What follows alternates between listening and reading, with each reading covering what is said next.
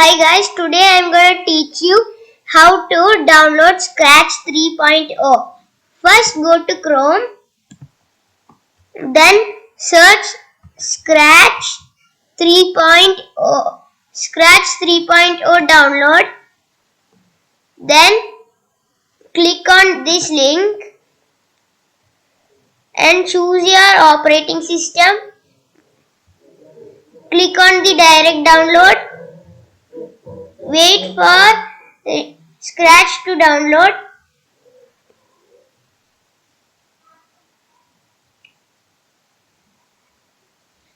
After it downloads, click on it. Then click on the install button.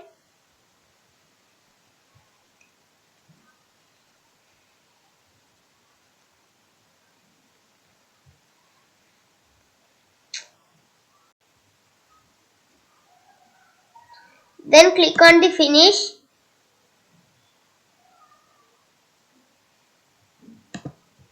Then this Scratch is loading comes. Then Scratch loads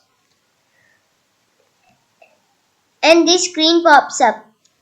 Bye guys. Next tutorial I'm gonna teach you how the blocks work. Bye guys.